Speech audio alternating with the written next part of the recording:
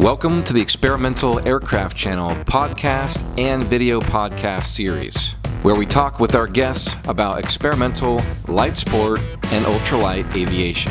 We are just getting started with this, so if the audio isn't 100% just yet, bear with us. Perfection is coming. Let's jump right into the interview. Okay, everybody, so today I have a very special guest on this brand new Zoom software show here on YouTube, and that is man, the myth, the legend, Cory Robin. Cory, thank you very much for taking a few minutes out of your day to talk with me, even if it's virtually, because we can't reach out and touch one another right now in today's day and age. But thanks for joining me today. Yeah, thanks for having me. It's good to see you, Brian. It's good to see you. So first off, just to kind of clarify where in the world we are, I am sitting at the moment in the panhandle of Florida, little town of Alford, which is near Tallahassee. And where are you located? I'm in basically a suburb of Salt Lake City, Utah. Okay. I just drove through there a couple weeks ago. Quite a big place. Yeah, I followed the whole adventure, saw your visit with Steve Henry and moving Kit Foxes around. Or was it a Highlander? It was a Kit Fox, yeah. Moving all kinds of stuff around, Fords and trailers, and it was a good trip. Awesome. Yeah. It was a good trip. So one of the things I wanted to, obviously you are a YouTuber as well. You post a lot of aviation. You're a big supporter of aviation, and thank you for that, by the way. But I'd like to kind of dive a little bit deeper into you and maybe some history, like how did you get started in aviation? Like who introduced it to you? What was the first airplane you flew in? That kind of stuff. My aviation story starts when I was in fourth grade. I don't really have any family or anybody who were into aviation. So when I was in fourth grade, we had to do a book report, or not necessarily a book report. We had to write an essay on World War II.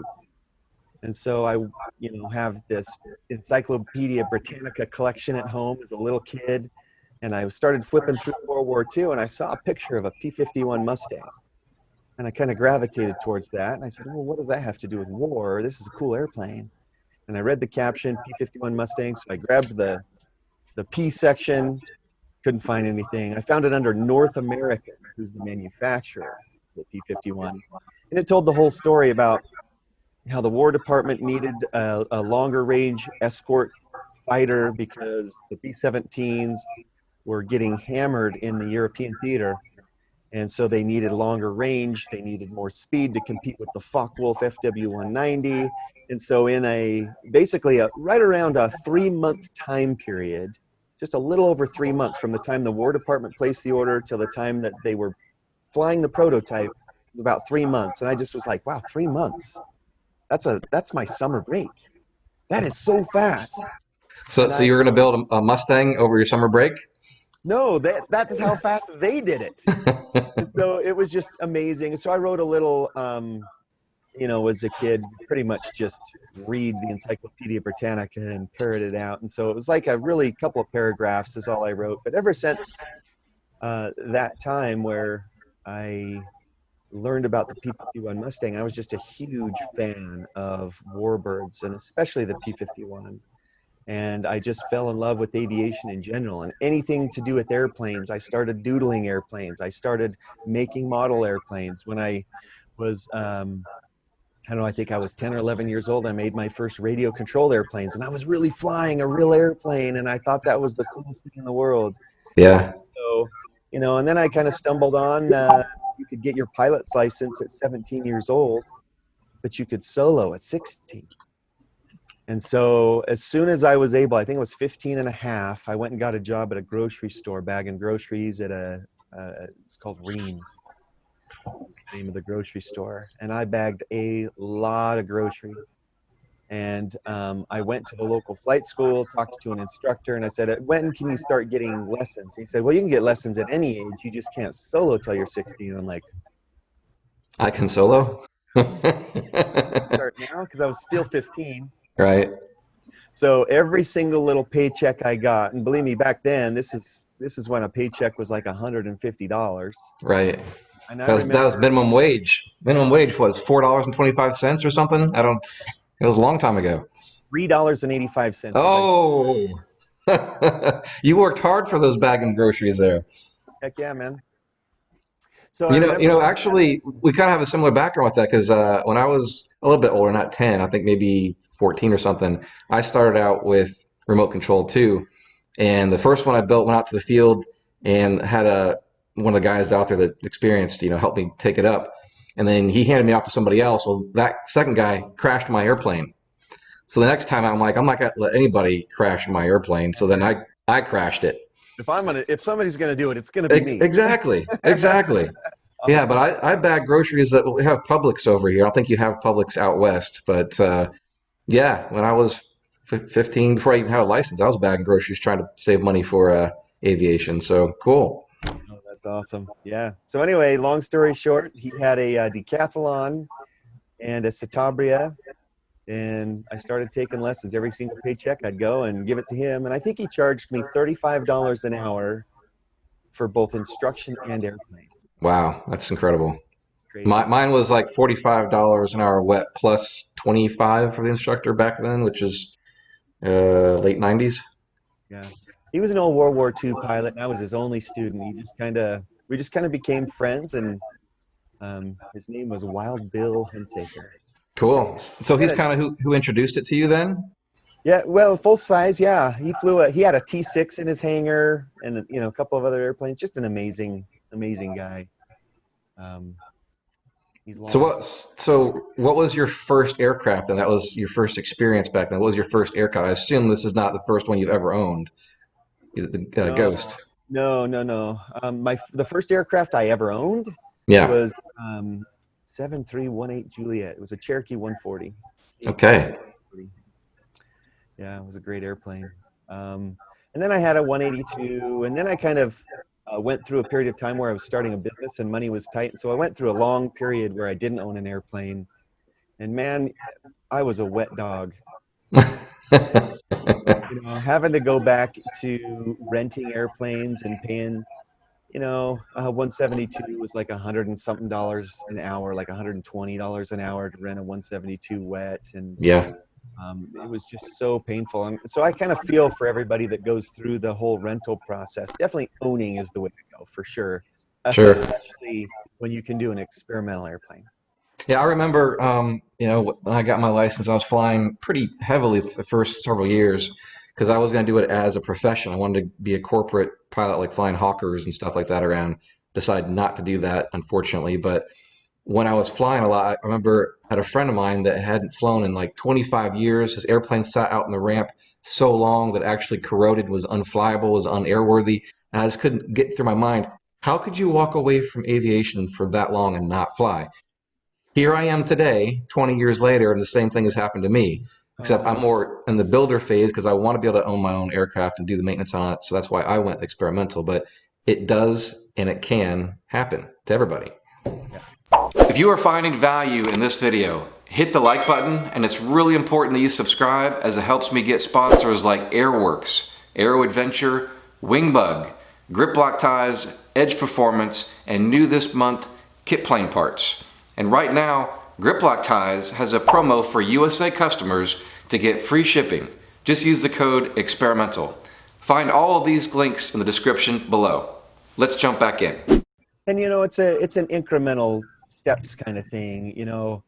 I own a Carbon Cub right now, which is probably, in my mind, it's like the pinnacle of bush airplanes. It's the Ferrari of bush planes, right?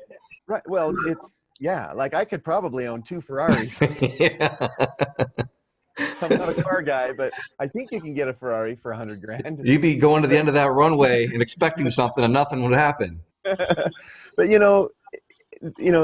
everybody can achieve it. And I'm just an average person who's worked a long time to get to the point where you just upgrade and then you upgrade and then you upgrade and you upgrade.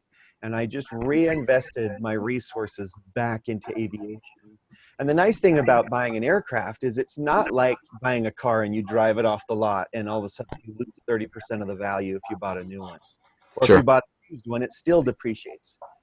I remember I had a 182, and I think I bought the 182 for like $20-something thousand. It was very inexpensive. And this was I don't know, 18, 19 years ago. Um, we put a little bit of work into it, put a couple of new components in the avionics panel.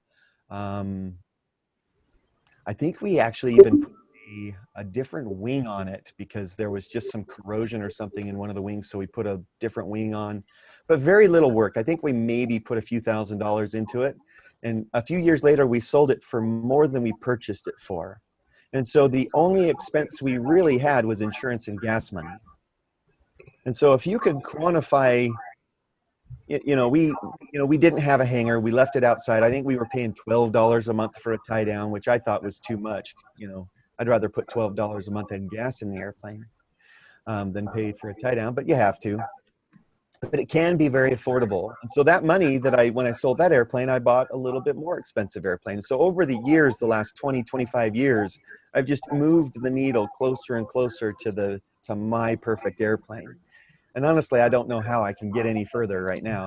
I'm absolutely in love with my little Super Cub, and You're pretty much at the top of the game with it now, for sure. But yeah, that's good to point out. I mean, a lot of people may see something like what you're flying and be like, I can never, afford that, so I don't even try type thing. But I mean, like you said, incrementally. I mean, my first airplane. I mean, I rented obviously for many, many years, and I've only owned one flying aircraft, and that was a Grumman Yankee. And I think I bought that for around $17,000 20 years ago. It had a Lycoming in it, sliding canopy, so you could open it that much in flight. It was cool. that And I is very sold that, and I haven't flown since. But yeah, had I stepped up with that, I could have sold that and got into something just a little bit bigger and a little bit bigger. I had an opportunity to buy a 172 for 29,000 back then with that 0300 Continental, and I'm really kicking myself that I didn't. yeah. But yeah, over the years, I mean, you've been in it for a long time. You can slowly but surely step up. Yeah, and it does take a lot of discipline. I mean, everybody has life get in the way, right? And there's that temptation. Well, I have this asset here that I could liquidate to take care of life. When life happened and I was going through really difficult times financially, I stuck to my guns and I said, look, that's something I've already earned. I'm going to Don't work touch, out of don't this. touch that. Yeah, I'm not, Yeah, that's a sacred thing. And I've always made it a sacred thing right. because I think that especially in today's day and age, we need to do a little bit better job as a culture at self-care, at prioritizing, and not in a selfish way, but in a self-care way. I kind of like to think of it as, if my cup's running over, I have extra to take care of other people in a very healthy way. But if I'm not taking care of myself, I'm empty. I'm not going to do as good a job taking care of others. Yeah, that's a good So I point. I like to use that the analogy in the airlines where they always tell you to put your oxygen mask on first before helping others, right? Because if you're choking from lack of oxygen, you can't help somebody else, right? And that's very real. And I think that's kind of an evolution I'd like to see our culture go through is um, I see so many people struggling with a myriad of issues. Um, you know, People go through stuff, and I think that it's okay to make some things sacred and reserve that for you so that you can do a better job. And I think that it's made me a lot more disciplined in a lot of, now I'm a business owner, and it takes a lot of discipline. And sometimes there is give and take and moving things around, but aviation is sacred. And I've never touched it, and I've always reinvested in it. And I'll eat peanut butter and jelly sandwiches for 6 months. Yeah, right. Yeah, I'd rather not eat and have the afford something else, right? It's just where are your priorities? Right. And Yeah, I've gone through, there's been times where the airplane's been parked in the hangar for a couple of months because I couldn't afford the gas to put in it, but I had the airplane. sure, sure. Well, this is the Experimental Aircraft channel. Let me ask you about your experimental aircraft. So, first of all, and we'll do a shorter version of this because this is YouTube. And, if it's too long, nobody will watch this. So we'll keep it somewhat short. But there's a lot of different options out there in the experimental world. What made you land on the Carbon Cub of all aircraft, and then how did that process go of you acquiring and getting into that airplane? Well, the first thing I was in a situation where I had money that I needed to invest in in an asset because I didn't want to pay a lot of taxes. And it was the end of a tax year. I think I bought my airplane in October, and it was coming up towards the end of my fiscal year, and I needed to invest in something, and I had the money, and I was in between airplanes at the time. So I did a lot of research, and there's so many great options. I had already owned a Kit Fox 4, and I felt like I wanted something that could carry more weight and maybe be a little bit more capable as far as a wider performance envelope from carrying weight perspective, but still have all the skull characteristics. So I looked at all the Super Cubs, and I've always been such a nostalgic fan of the Piper Cub, and so I wanted a Super Cub. And all the real bad to the bone bush pilots are Super Cub pilots. I've convinced Gotcha. myself of this, Gotcha. mostly Okay. for my own benefit. I'm sure of it. But I just kind of looked up to all these people flying in the backcountry in these Cubs, and they made it look so easy. And then when I started flying a Cub myself, I'm like, oh, it is easy. So I researched the Legend Cub, which is a fantastic kit. I researched the Carbon Cub. I researched the Savage Cub, which is a beautiful Cub. And then I looked at, the traditional certified Super Cubs. And I definitely decided I have to go experimental because I want to do a lot of my own maintenance. I'm really good from a technical perspective. I think with the help of an A&P, I've got a pretty good head on my shoulders. And I love having an extra pair of eyes. And so whenever I'm doing anything critical, I have my buddy who's an A&P help me out. But I still like to do a lot of my own stuff. So I had to do experimental, but I'm not a builder. Okay. But I wanted to be a part of that cool kids family and have an experimental aircraft. So Well, long we story. welcome you with open arms, Cory. Thank you. I wish I would have built my airplane. It is a home built, but it was built by a fantastic gentleman in New York State. And I purchased it from him right as he was completing the project. So it was just perfect timing. So it was basically, I get all the benefits of an experimental airplane without the build. I think building it is a fantastic journey. My big issue is, 4 years ago when I was purchasing it, we had just had a child, a newborn. And there's just no way I was going to be able to carve out the time to build an airplane and run my business and be present as a father. So I just made the call. And it Sure. just, and I didn't want to spend a year in the hangar building an airplane anyway, which if you can build an airplane in a year, you're moving, you're cooking. Yeah. I've got a friend, Jason Sneed, who I think he still holds the fast build record for a Carbon Cub. I'm not sure, but I think he built it in 83 days, start to finish. Wow. From taking delivery of a kit to flying it. Yeah, that's pretty incredible. Magic. Oh, cool. So, what? Again, you share a lot of information out there on your YouTube channel and have been around for so many years. But I'm kind of curious a little bit deeper behind the scenes of Cory Robin. Like, who is Cory Robin? Like behind the brand. I'm sure there's another guy out there that does this series called Behind the Brand, interviews actors and business people. But I'm curious of the behind the brand and aviation people. So, aside from aviation, here's a question. What other things are you maybe passionate about or enjoy doing that you're not at the airport or hanging out in the hangar or making videos on aviation? One of my biggest things that I enjoy the most that's not necessarily related to aviation. I've forced it to be related to aviation, but You can make any topic about aviation at some point, right? You can force it in there. well, it's why I'm a backcountry pilot in the first place. Is I love being outside. I love Mother Nature. I love just being out with nature. In fact, I had a buddy of mine, and he and I used to go out and do like survival weekends where we'd go out with minimum supplies. We wouldn't bring a tent. We wouldn't bring a sleeping bag. And we'd go camping for the weekend, and we'd make wiki ups, and we'd make lean-tos, and we'd figure out how to start fires. And I'm just huge into outdoors. With that caveat, though, people would assume that I'm like a hunter or something. I've never hunted. And so I love being outdoors. On that note, not to interrupt, my wife and I were just talking about like the worst case scenario of our current situation. If it got to be Hunger Games, we need to go out and buy some bunnies just to have some rabbit meat. And I'm like, you know what? I don't think I could bring myself to chopping up a stuffy, a stuffed animal, a bunny. So I don't know if it's in me or not, but anyway, just Yes, you can't continue. I worked on a ranch when I was younger. I was a professional cowboy and worked on a ranch, and I actually Okay. slaughtered a pig one time. I helped. I didn't do all that. You saw what? I slaughtered a pig Oh, okay. where you hang it up by its feet and you bleed it out, and then you butcher it.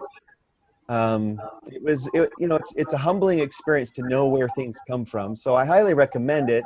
I grew up in a single parent home with just a mother, and she wasn't very outdoorsy, and never had the father figure or anything to take me out hunting or do any manly stuff. So any manliness I've got in me, I've had to just kind of pick it up off YouTube or So you really crave the outdoors because even yeah. yeah, I tell my wife like 'cause she spends a lot of times obviously with the kids and like you really need to get them outside because she's more of the introvert, not completely, and I'm more of the extrovert, not completely either, kind of a mix of both. It's like yeah, my girls are definitely extroverted.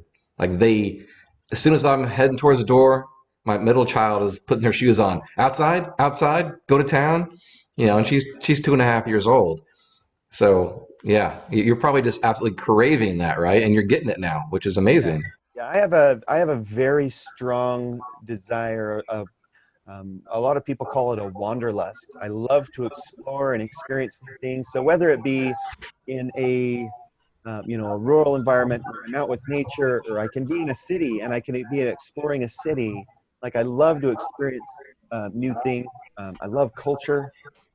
So I do love to travel the world. Luckily, I work in the airline industry with my job, my day job, and I do have an opportunity to travel. I've been on 6 continents. The only one that I haven't been on is Antarctica, but there's no airlines over there to Right. work with. So Yeah, I'd I've love to go out to Australia because they not, they're a big continent, but as far as the people in aviation, they're quite small compared to us. But aviation is pretty big there, and a lot of people have been sharing with me what's going on in Australia. And I would love to take a trip down there, not just a week, but like spend a month there and yeah, visit people and see what's going on in the down under side of things. Brian, let's go. Let's do it. Let's do that. How about my plane should be done at the end of this year. We'll ship both of our planes down there, and we'll just fly around all Australia visiting people. You know, I could be persuaded to do something like that. Hey, what do you guys think? Do you think Brian and I should go to Australia? Comment down below. Right. Let's do this. Let's do this. Set us up. That would be an epic trip. I actually, speaking of Australia, let me show you this. This is something cool that some of your viewers might like. And I don't know this girl, but she actually made a video. I think she's Australian. She has an Australian accent, but she made this video called Fly About. Oh, cool. And it's a DVD. I wish I could find it digitally. I just can't find it digitally, but she flew basically around. She circumnavigated all of Australia in a group of pilots, and they dealt with weather and all kinds of fun things. It's a really fun little video. It's called Fly About. Check that Okay. out. I'll have to check it out. I don't know her. I'm not giving her a plug, nothing. It's just a cool video, and we're all in quarantine, and we need to consume quality stuff. And this is actually really good. So Good. Gotcha. shout out to her. Gotcha. All right. So another question for you. And we're not women, so we can share this information. How old are you, by the way? I'm 45 years old. Okay, so we're close. I'm 42. And what about family? We've talked before a little bit. I've got 3 kids, and you've got a few kids yourself. I've got 4 kids, Okay. 4 boys and a girl. They age out from 4 to 11. And so, I've got my hands full. When I do Yeah. have, I'm no longer married, which kind of sucks. I wouldn't wish that kind of thing on anybody. But so I have my kids part-time. Okay. Well, to everybody out in the world, send hugs to Cory right now. I appreciate it. Yeah, so With that's something gloves on. With gloves on and a with mask. gloves on. Virtual hugs are okay. You don't Yeah. need Okay. gloves for that. No, Okay. this last it's been a long time coming, several years really, but yeah, this last year I've gone through the whole, or I'm still going through the divorce separation process, which wouldn't wish it upon anybody. I'm sure there's a lot of people going through it. So, and I'm actually really in a great place right now. I'm pretty happy about where I'm going in life and what's going on. I think I'm doing pretty good. Good. Good. Well, I'm here anytime you want to hop online and talk. Brian. Absolutely. Absolutely, no problem with that. A couple other questions for you. So, what else? What else was I going to ask you? Oh, well, just considering what we're all going through right now, and you've been in the aviation world for a long time and very much in it because that's your career. Where do you see where do you see aviation going in the next year, or in a second to that? Because I don't want to go anything too negative. Obviously, this is the good news network here in aviation, but in addition to that, or after that, what can we do right now to make sure we keep aviation alive? Other than like we're making videos right now, try to keep people engaged. That aviation is still here and still an interesting thing. What kind of things do you think we could do to keep people engaged to keep aviation alive? One thing that's intrinsic to the aviation community is our ingenuity. Whether you're, one of the Wright brothers turning bicycles into airplanes, or you're Mike Patey building Scrappy in a hangar with all the resources in the world, innovation and being able to adapt and improvise and overcome obstacles is really part of our DNA as aviators, as builders, as pilots. And so that's one thing that I've actually already started to see it. You see these awesome things like virtual fly-ins now, where you got a whole group of people on the Zoom platform doing the hangar flying that we used to do going to the airport, where we'd be like, I'm going to go to the airport, I'm going to go flying, but we'd end up spending all day out there because we pull up the lawn chairs and sit around a barbecue and socialize. Yeah, And I'm it's starting to true. see people do that in a social fashion. And let's say this continues to drag on and like the staple event, Oshkosh, gets canceled. What Let's, would be don't even horrible. speak that into the air, Cory. But we're on the experimental aircraft channel, a lot of EAA members. Yeah, But let's say the EAA does something magical and they say, hey, we're going to do a virtual Oshkosh this year. We're going to invite a few air show performers to perform at Oshkosh. We're not going to right. have the crowds there, but we're going to live stream it on like the Experimental Aircraft channel and the Cory Robin channel and the Air Show 360 channel. We're going to give this feed to all these creators, and we're going to have a virtual air show, and we're just going to put it out as long.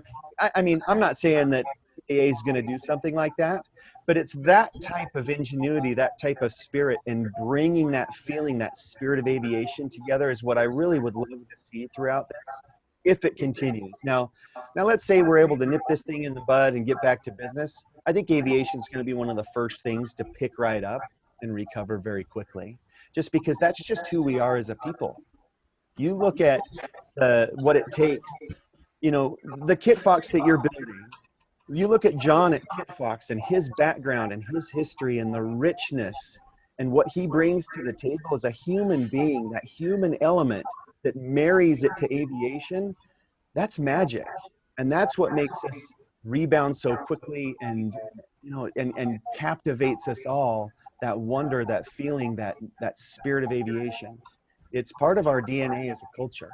And Yeah, so you know no matter what we're going through, we all have that in us, and that's one of the most beautiful things. One of the things I love about aviation the most is the camaraderie and the people. We're yeah. just The community is definitely the biggest thing with that. And my wife, when I introduced it to her, will be 7 years we've been married. Went to a fly-in in Georgia, and she was just amazed that like nearly everybody that we talked to, she's like, they're just really nice people, genuinely nice people. I'm like, 99% of us are, for the most part. It's a great community. People are, I mean, you can strike up a conversation with anybody and probably last an hour minimum. It's a very passionate thing that we all share. But yeah, that's some good points there, Cory. You know, it, and trying times kind of pivot into some creative ways to keep things going, and maybe we will see that happen. And the other thing I'm thinking, that if we're all in isolation for this long, we're have this such desire to be in community, to be in fellowship with people, that we're gonna want to create all kinds of happenings to go out to. So even though this might have moved or been canceled, something else is gonna pop up in its place because we want to be around people, right? At least half of the people that are introverts or extroverts.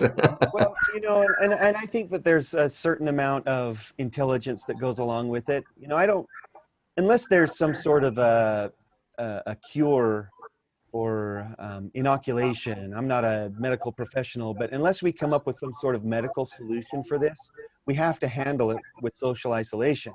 So there's going to be a lot of people that are not going to want to go to big gatherings because of the virus. You know, even if we kind of tone down and taper off the big time social isolation that we're in now. And we've all seen the posts in all the different forums of everybody's anxiety, but then you see everybody supporting people. But we need to do things the right way. We need to come together and we need to support each other. And honestly, there's no shortage of having fun in aviation. I think that takes care of itself. I mean, I Right. have fun.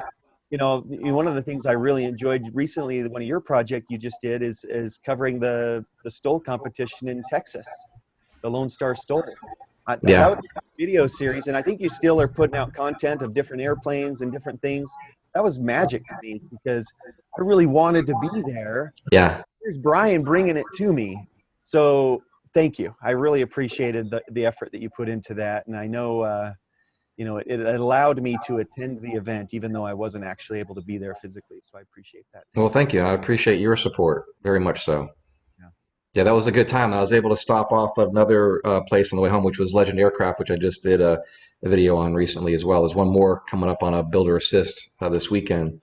But yeah, I appreciate that. It's been a good time. I like to get out there and meet the people. I met so many people at that show. Again, it's all about networking in the community, and you know that one conversation may spark or start a relationship that may last a lifetime. I mean, this is a very aviation seems so big and spread out, but in reality, when you're in it for a little while, you realize how small it is because so many people know everybody knows everybody really that's in the game, if you will, right? So And it's you know, it's almost overwhelming how I don't know if overwhelming is the right word for it. It's very fulfilling to attend an event where there's so many people that are looking out for the best interests of a movement. And I think that we've all kind of seen some of the decline in aviation in the last decade, but now you've got a very resounding group of people that are supporting it. And it's not that we don't necessarily want to rely on the organizations like the AOPAs, the EAAs, the NBAAs to support the aviation community itself. sure. You're starting to see advocates come out of everywhere. These, you know, this one guy who cares, this one lady who cares, and they're just such amazing people that are doing these amazing things in their garages with experimental airplanes, or we're racing bush planes now. We're doing STOL competitions. We're doing cross country events where you group up with you know, the Cessnas to Oshkosh events, one of the most cool things, the Moonies to Oshkosh event. I do a slow and load Oshkosh with a bunch of bush planes, and it's the camaraderie, and it's becoming, everybody's getting involved in supporting aviation, which is really magical. I love watching that kind of stuff, seeing everybody come together for to support our awesome passion and livelihood for most of us. Yeah, we're really getting back into the grassroots. It's like it's I don't say it's cyclic, but how aviation started out was a lot more of just in the homes and garages and smaller you know, airport shows or whatnot. And we're really kind of get back into the grassroots, which is great. And that's again what I'm trying to promote with this channel is the very genesis of where that starts, and that is in your garage, whether it's from a set of plans and you want to scratch build, or there's so many different options available for us today to build aircraft and get in that community. Like whether you want to build or just fly, like your opportunity with your experimental aircraft and the Ghost. There's just a whole, like wherever you want to start. You want to start the timeline here or anything in between. It's available to you. Yeah, absolutely.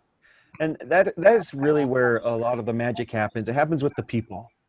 You know, when it really comes down to it, most of these airplanes, you know, we're getting into technology where some of these airplanes can fly by themselves, but most of Yeah. these airplanes would just be something sitting in a hangar, not doing anything. But it's the people who make it special, and that's why the fly-ins. We've got to get back to that as quickly as we can. But in the meantime, these virtual events, get on Twitter, get on Facebook, and get in on these virtual fly-ins and meet some new people, make some new friends, and we still have an opportunity to connect and stay positive.